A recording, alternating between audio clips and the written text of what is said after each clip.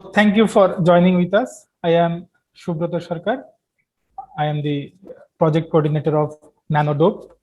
So those who are not familiar with NANO, NANO is NF-POGO Alumni Network for Ocean. This is a global network of current and former scholars of Nippon Foundation and Partnership for Observation of the Global Ocean, which is known as NF-POGO. And our instructors are also the part of NANO. One of the important objectives of NANO is to maximize the benefits of training that scholars receive during the NF-POGO programs. So we work together and we have many activities. We also work in research project, and this NANO is one of such type of research project. So the full form of NANO is a global study of coastal deoxygenation, ocean acidification, and primary productivity at selected sites. The prime objective of this project is to promote in situ measurement of essential oceanographic variables along the selected sites. And at this moment, we have 14 sites from 11 countries. And these countries are from Latin America, Africa, and Asia. And along with this monitoring, we have also outreach activity. And this project is led by our alumni. So all the site representatives are our alumni. And this webinar is also one of the objectives of this project. So in this webinar, we usually invite our alumni to share their ideas, share their research with us. So this is some sort of capacity building in the field of oceanography. And members of NANO members and non-members can also join this webinar. So today, we invited Dr. Sazlina Salleh from Malaysia to give a talk about this information. So she will give a talk on survival of photosynthetic organisms inhabiting the turbid waters of Northern Straits of Malacca, Malaysia. Thank you, Sazlina, for accepting our invitation. So Dr. Sazlina Salleh is a senior lecturer at the Center for Policy Research and International Studies of the Universiti Sains Malaysia. She owns a solid teaching portfolio and research background in marine ecology, biodiversity, and primary productivity. Her day-to-day workload in the research field involves understanding the impact of climate change on marine photosynthetic organisms, mainly microalgae, coral, and seagrass. Over the course of 16 years working at the Universiti Sains Malaysia, she conducted various research focusing on marine ecology, marine policy, biodiversity, and conservation. Sazlina joined the NF-POGO Alumni Network for the Ocean in 2014 after successfully completed the NF-POGO Regional Center of Excellence in the Philippines on detection of harmful algal blooms in the Southeast Asia by remote sensing. Sazlina, now it's over to you. Thank you. Thank you, Subhatra, and thank you also, Lika, for inviting me to present. For today, I will present a short summary of the research that we have been conducting in USM on the survival of photosynthetic organism inhabiting the turbid waters of Northern Straits of Malacca, Malaysia. So for this talk,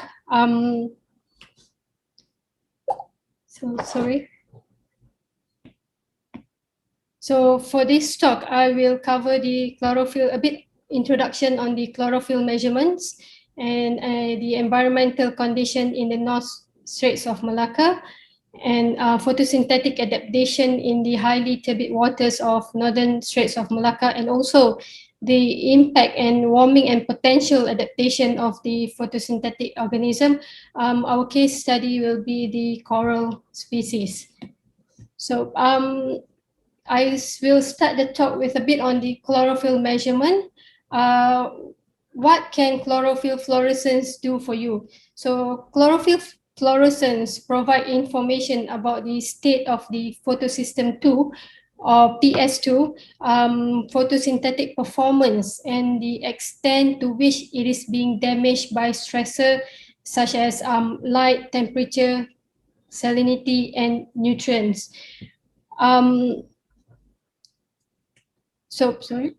The most powerful and useful parameter that we can gather from the fluorescence measurement are maximum quantum yield of the photosystem 2, the effective quantum yield of photosystems 2, non-photochemical quenching, which is the strategy to avoid excessive light, alpha, photosynthetic efficiency, on how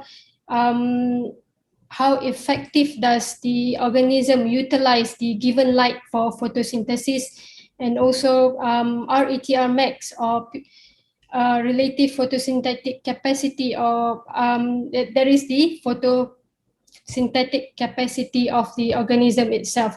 So the reading and the measurements are done with the PEM fluorometer. So we use that mostly on the microalgae, seagrass, and coral. So the fluorescent measurement is used to understand the photo damage and photo protection of corals per se, and the photosynthetic activity can be further examined using the rapid light curves, or RLC, obtained from the PEM fluorescence.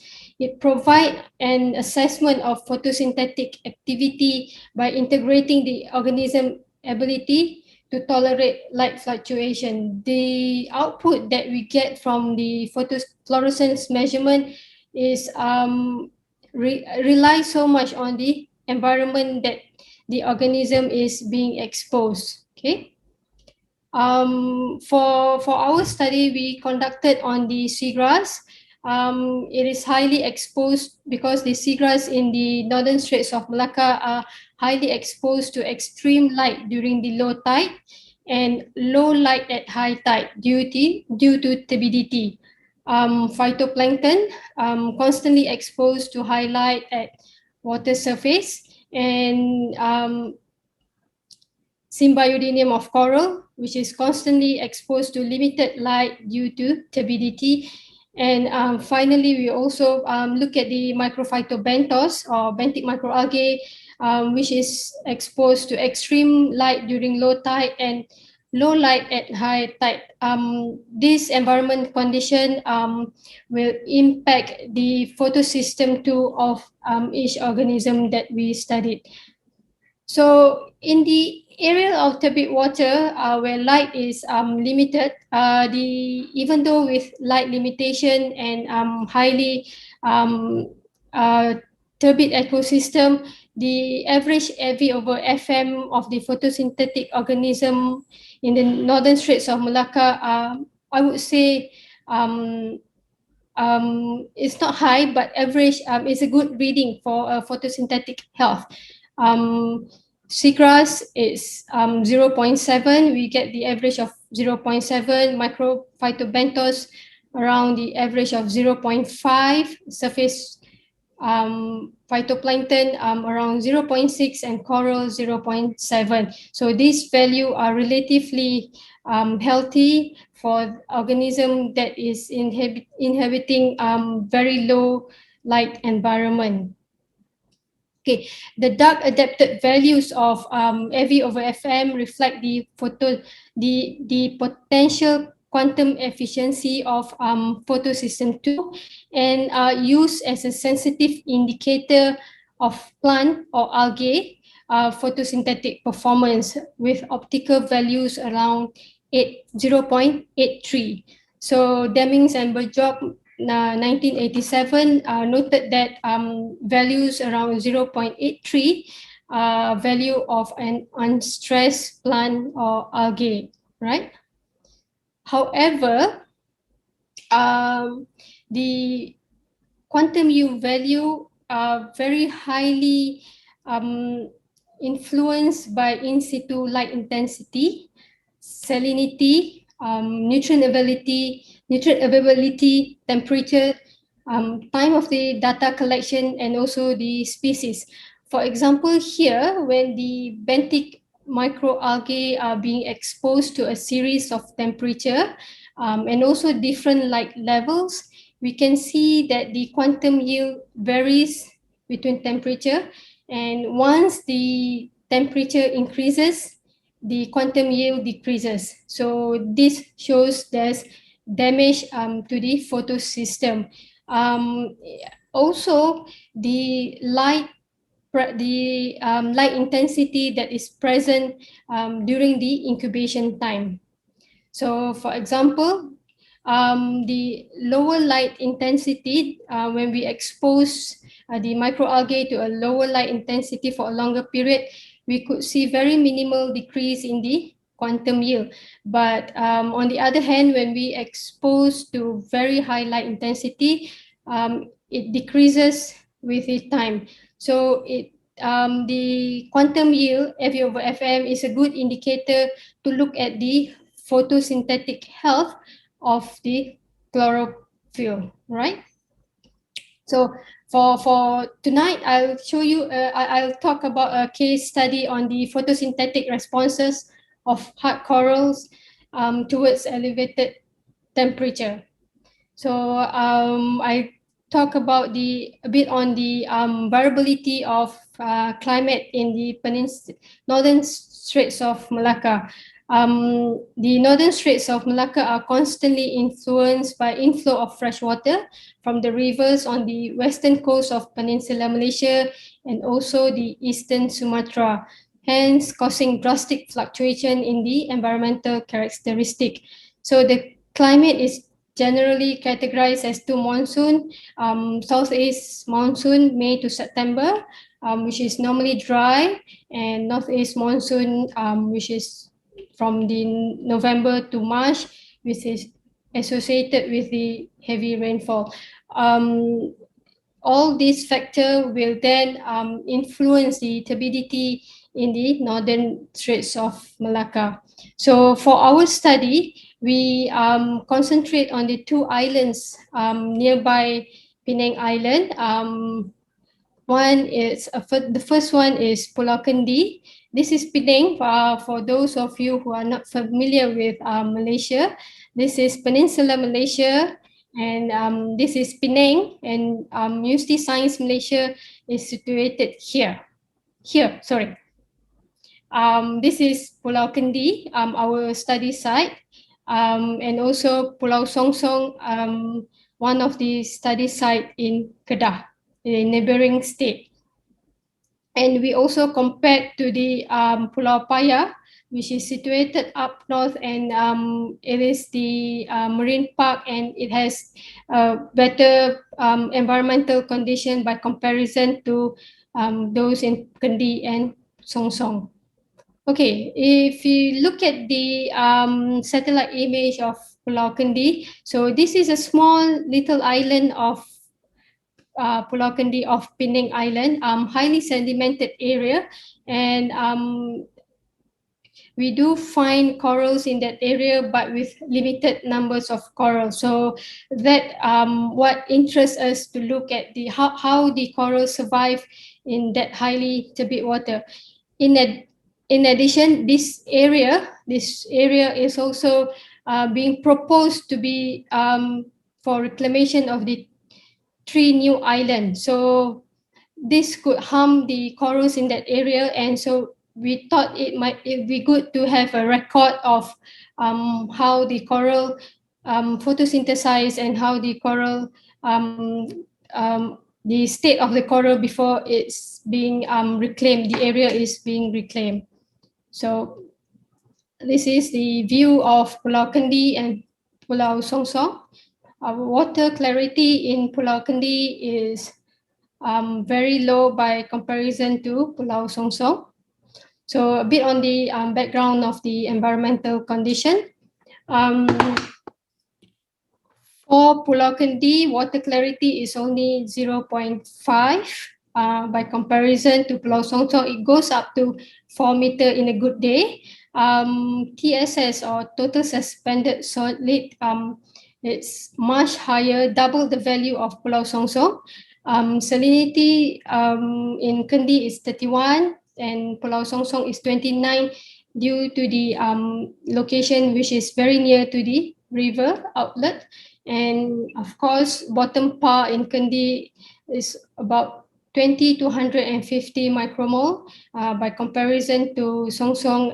During high tide, when the water is high, bottom par will be about 100 to 300, and during low tide, when the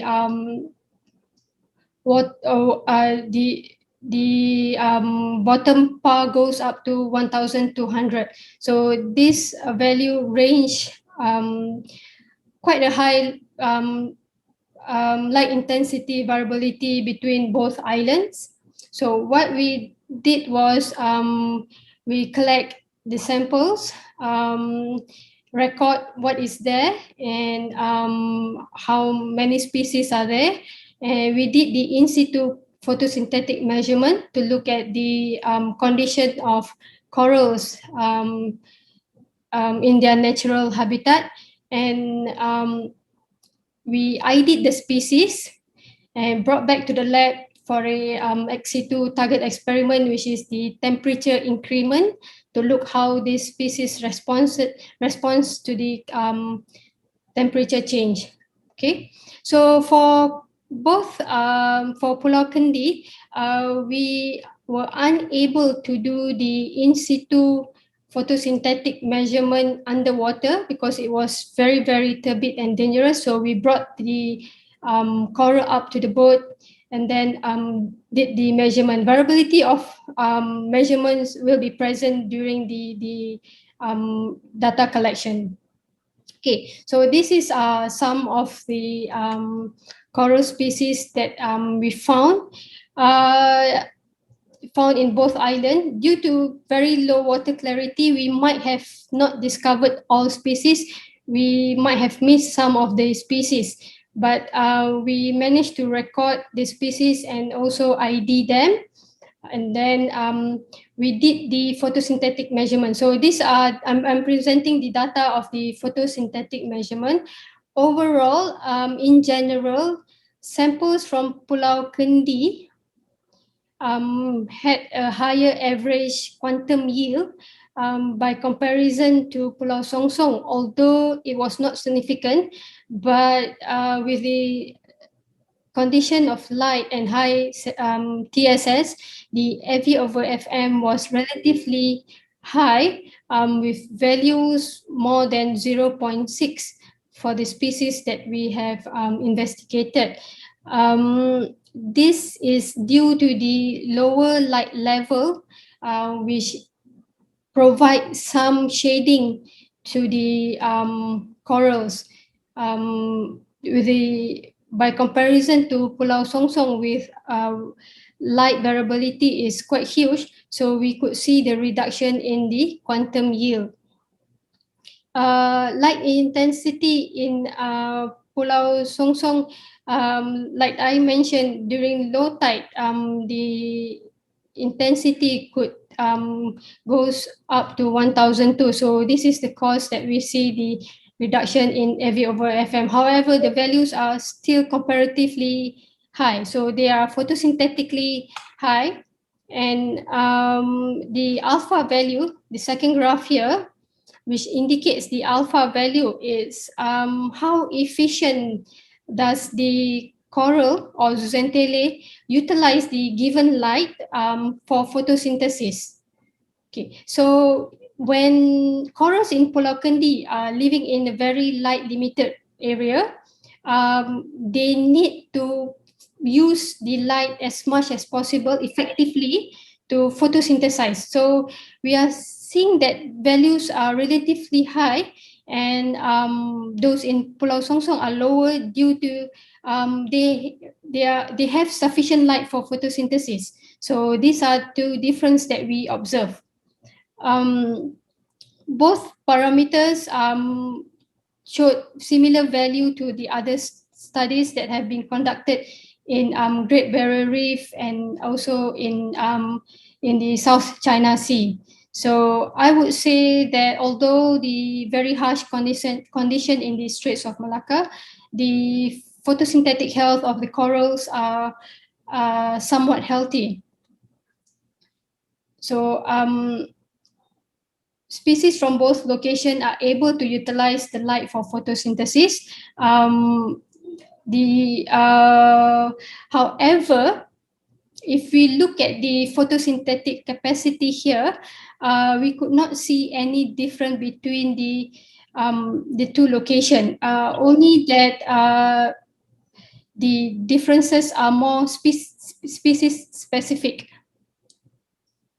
The photosynthetic capacity, which is indicated by RETR max, equivalent to the P&E curve of light, responses are rather species specific, with Poraitis lutea had the lowest photosynthetic capacity. This is due because of the light scattering among coral species are highly efficient, and studies have shown that PAR levels measured within the tissue of corals are substantially higher than those measured in the outer surface of animal.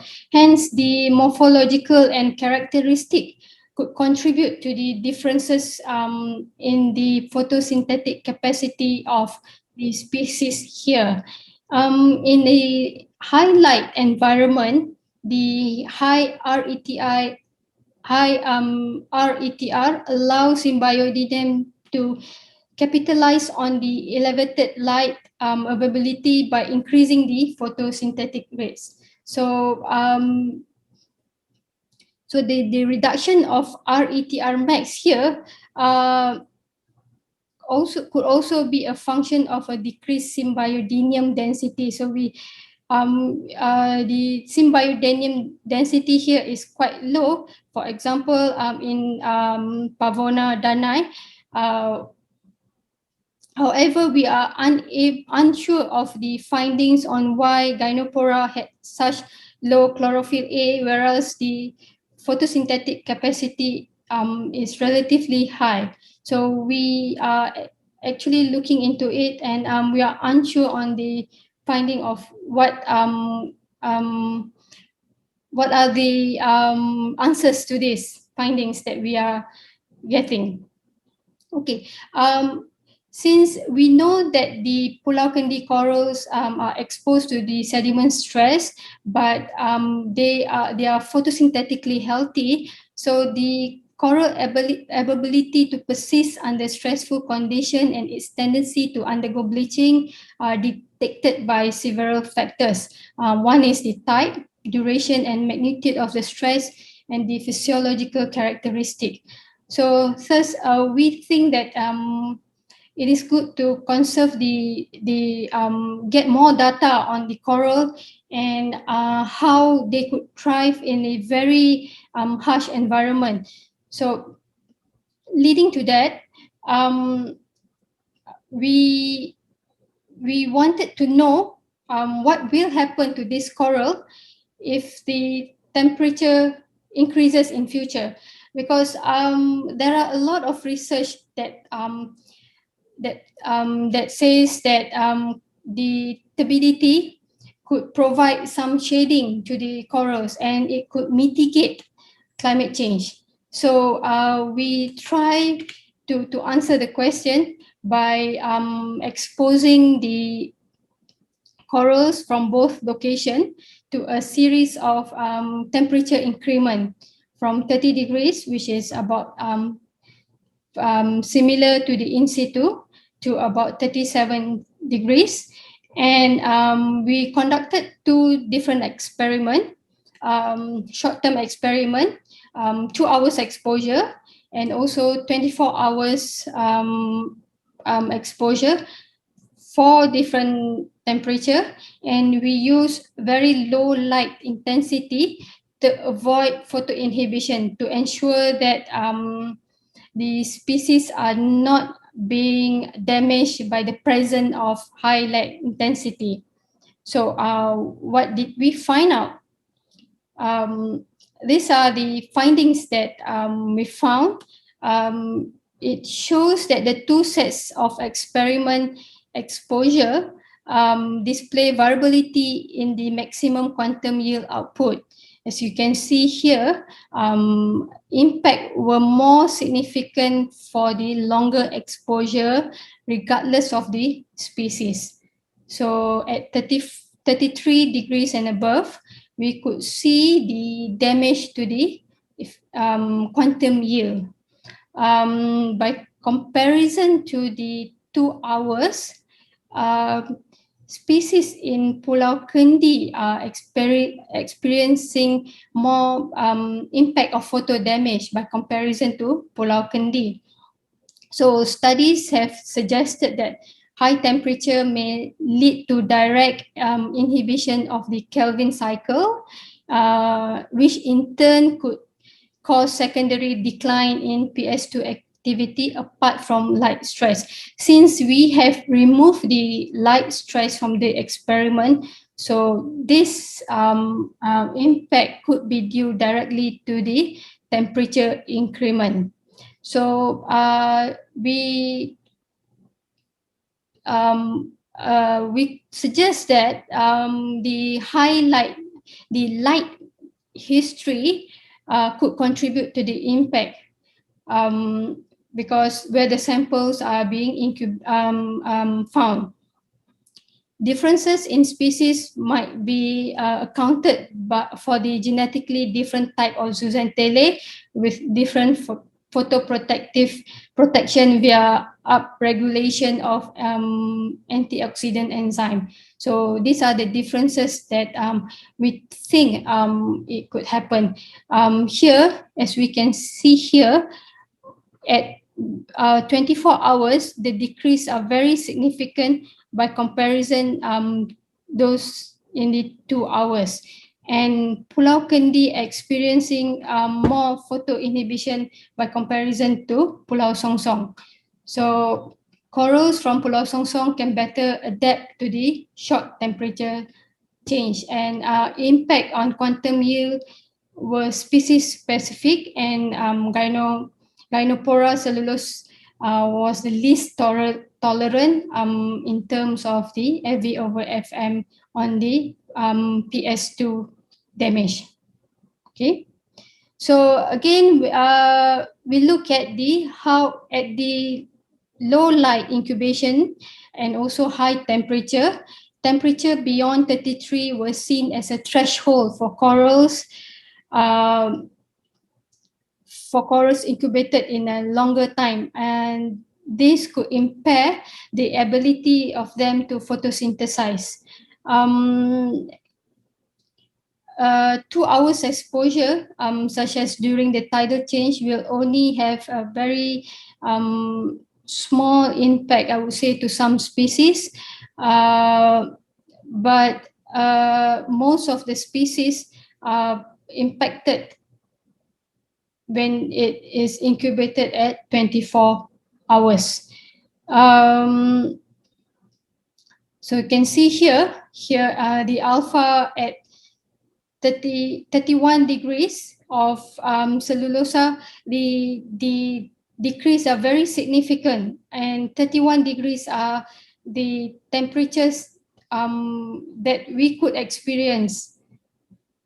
So 37 is of course the temperature a bit too high, but we wanted to test, and we saw that some species, for example, Minuta, were able to tolerate the thermal stress in the 2 hours experiment, but none of them were able to do so in this temperature for the long term.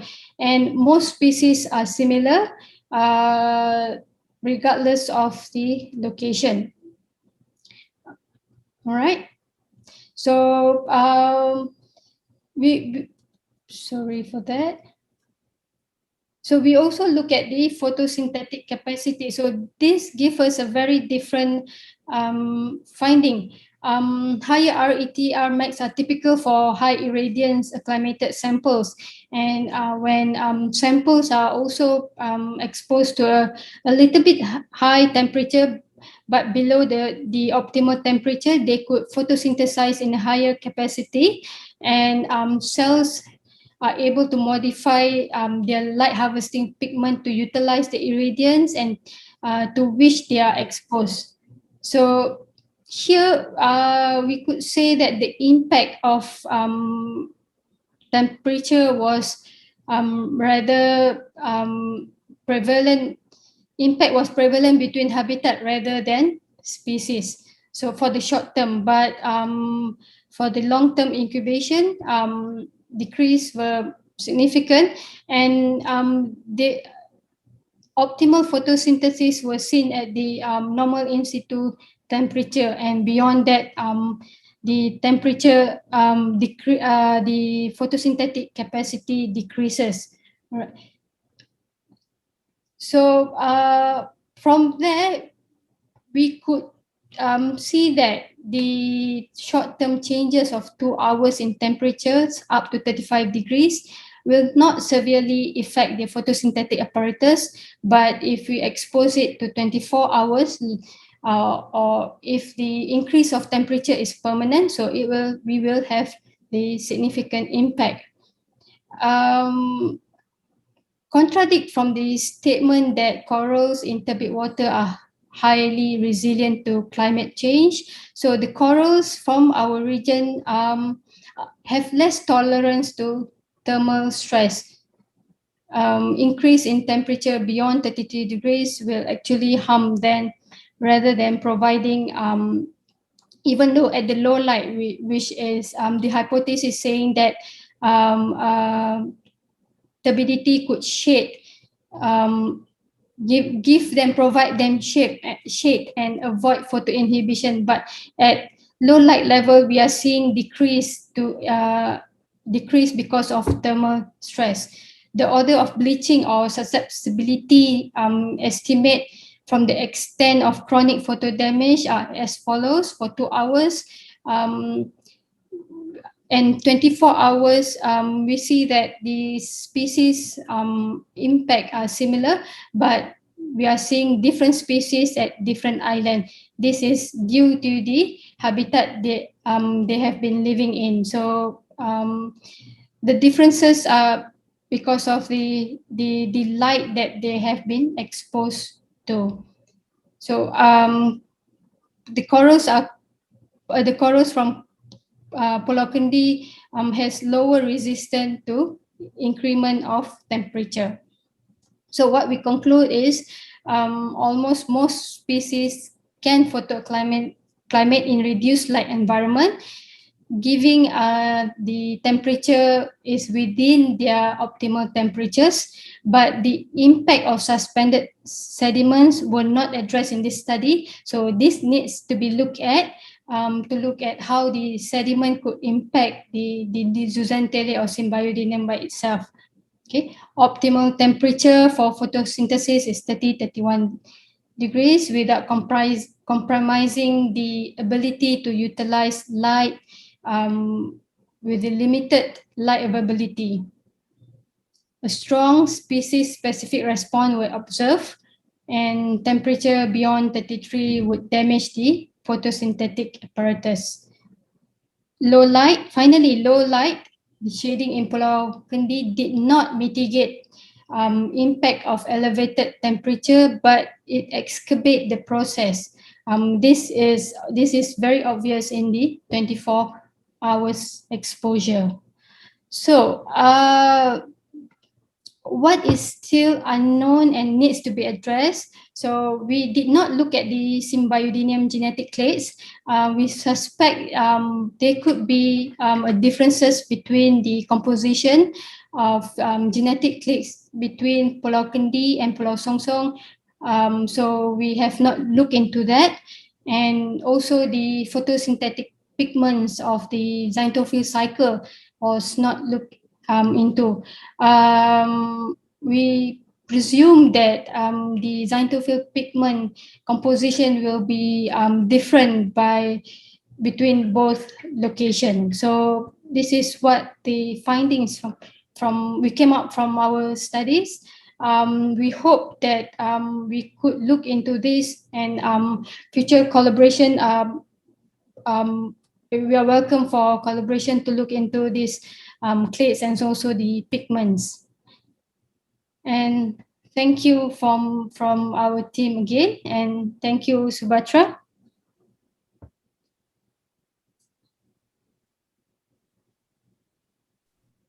Thank you, Sazlina. Very interesting talk. And now we will go for the question and answer session. And I would like to ask the participants if they have any question they can ask, or they can just write in the chat box. I think Lika wants to ask question. Yes, no, it wasn't a question, it was an applause. Oh, okay. Yeah, sorry. well done, Sazlina, very interesting. I think I'm gonna leave to the audience for questions, and I can come with my I hope I didn't go too fast. No, it was very good. Thank you. Any questions? Nice presentations. Nice presentations, Sazlina. Thank you, Ashraf. Yeah. Just I want to know, have you ever looked into the UV light impact on these turbid conditions? No, and we have not seed looked into dome? that. Yeah. No, Seed we dome have not impact. looked into that. Yeah, so you have to look on that also, because we have seen that the UV light is also absorbing a lot of organic molecules present in the systems. Okay, thank you for that suggestion.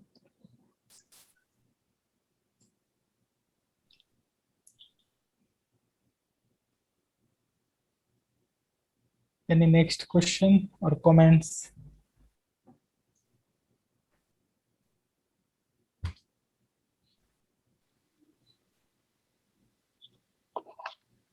So I have two questions, actually, very random ones. And maybe you explained this at the beginning and I missed, Sazlina. But the origin of turbidity in the Pulau Canty, is it mostly natural? It's due to the environment, or is an anthropogenic source? Some mangrove deforestation. The turbidity, influence of turbidity in Pulau Kendi are mostly from the development nearby the Penang Island, with the bridge construction and other construction nearby. We have there's a river output nearby, so that's the main influence of turbidity in that area. Yeah, so the establishment of these coral species there, it's, previous to that, it didn't used to be that turbid before. Is that so? I'm not sure about that. I think if Professor Eileen is there, she could answer that, because her group did a studies on the coral in Pulau Kendi for quite some time. So I'm not sure about the presence prior to that. Yeah. Okay. Yeah, because and then the next question, I noticed that one of the coral species, that Song G. minuta, so it is the first one that suffers or decreases on the 2-hour experiment, and then on the 24-hour is the most resistant one, or the second to the most. And I think it's like the highly adapted, or Yes.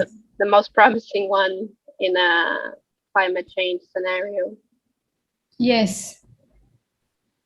That species I didn't notice. That is this species also occur in the Canty Pulau, in the Pulau Canty?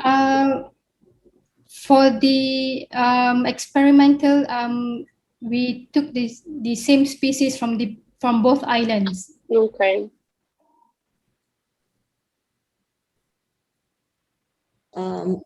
Laika, do you want me Hi, to Eileen. add? Hi. do you want me to address part of the questions that you've been directed? Yes. Okay. Please. Yeah. Doing the maybe back to about 20 years ago or so, the areas that Dr. Sazlina surveyed, they do have pristine, nice corals, when the water are much clearer. And as it goes, Straits of Malacca area is actually itself doesn't host too much of a clear water compared to the South China Sea. And as time goes by with development, the quality of water somehow rather degraded due to development, and gradually the species that is hardier or more tolerance to stress, to high sedimentation, to less sunlight, they are able to survive more, and then we are losing the diversity of corals in that area. So now we are actually trying to focus on the hardy species and what we call the turbid water corals, because even though we do not have clear water, but the corals is still an important component for fisheries. Not so much of tourism, but it's still important for fisheries. That is why the studies that Sazlina and her team is doing is still plays an important role for the economy of the state, Penang state. Yeah, back to you, Laika. Sorry. Yeah.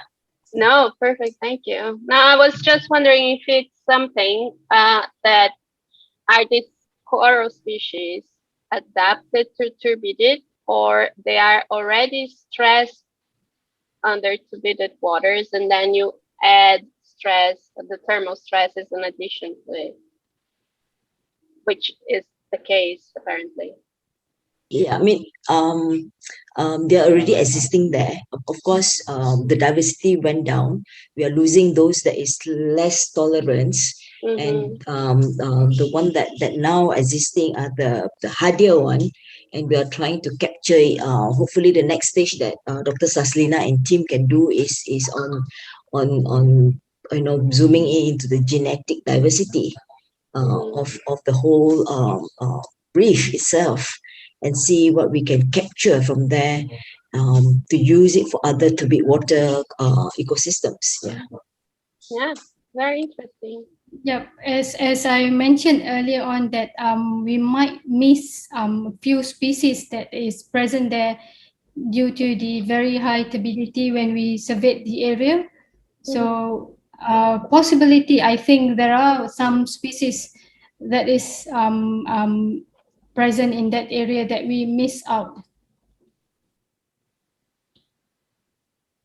Yes, thank you. There is a question in the chat by Ashraf. Do you have plan of conservation of corals for this low 20 area for restoration after the development work ends? I think there are plans to conserve that area due to the importance of corals. That's the only region in the we have two islands at the south of Penang. So both island has corals in that area. So even though with the ongoing future projects, so I think the state government will put an effort to conserve what is left there, as both islands contribute much to the fisheries in Penang.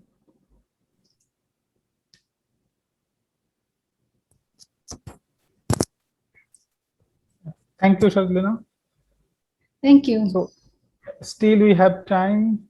So if you have any question, you can still ask.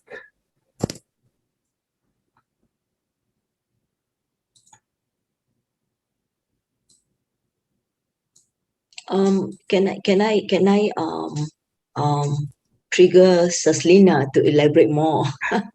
Sazlina, Okay. Sazlina, would you like to elaborate a bit or give your views on relocation of the corals to other places if, let's say, the whole area will be reclaimed? Is there a possibility of doing the relocation, and will that helps, because most probably those are the hardy species, relocating them might be possible. I mean, I'm not sure. I'm just throwing out ideas, what is that possibility? Can that be done? Yeah, thank you, Sas. There are possibilities, but we have to look at the location that we want to relocate the corals.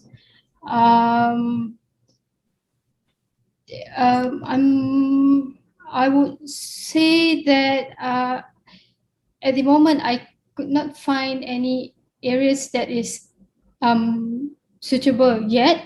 But I think if we are serious about conserving the corals in Penang, it should be done, and we should start doing the testing, the possible of replanting them or relocate the corals. And as from the data that we gather, these hardy species, they can photosynthesize, they can be very high, very productive, even though in a very turbid environment. So I think there is a possibility, but we need to look into the research in depth. If Because if you look, there are most of the species that are hardy are massive corals. So I'm not sure how long it will take to actually get what we have lost. Whether it is worth it to actually reclaim that area and lose all the coral and relocate it.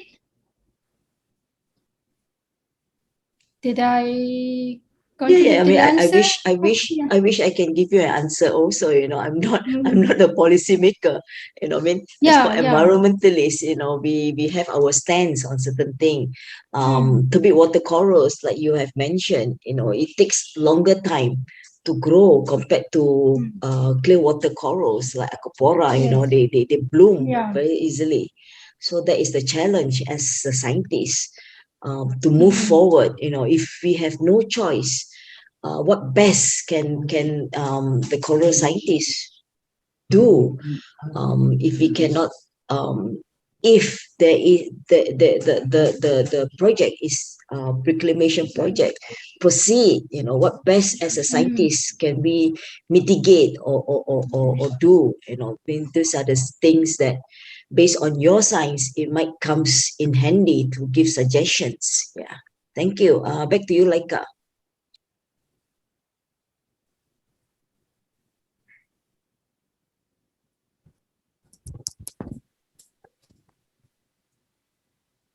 Thank you. Thank you. Okay, sorry, back to you, Subrata. No problem, it's okay. Yeah. So we still have time. So if you want to ask any question, still you can ask. Do you have any publications, Sazlina, you could suggest the audience to read more about your work?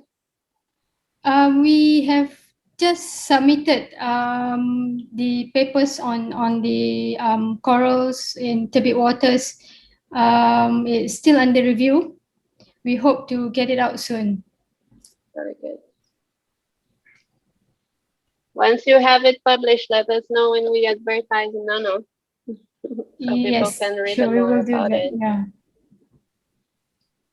So we really hope that we could conserve this area, because from the literature that we have been reading, and there is gap on the status of turbid coral in the northern region of Straits of Malacca.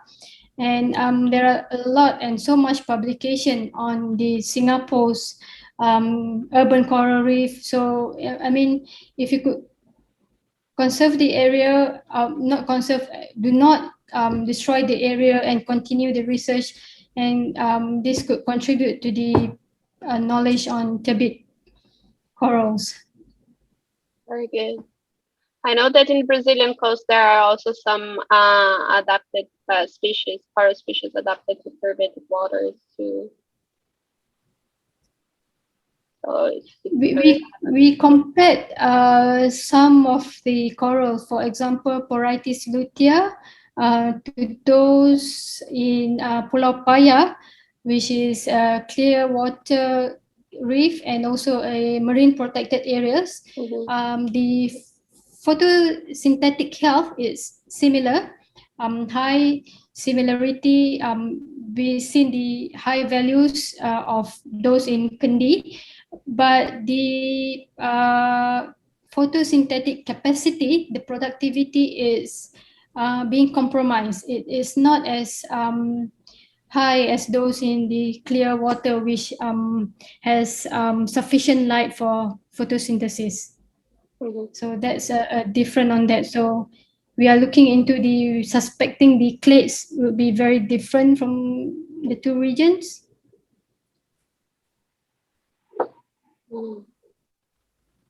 Thank you, Sazlina. Thank so you. if we do not have any other question, I think we can close our session. And I would like to thank all the participants for joining with us, and special thanks to Sazlina. It's already 10 p.m. at your place. So thank you for giving your time, sharing your research with us. Thank you all. Yeah. Thank you, Subhatra. Thank you, Laika, for the invitation. Thanks all for listening.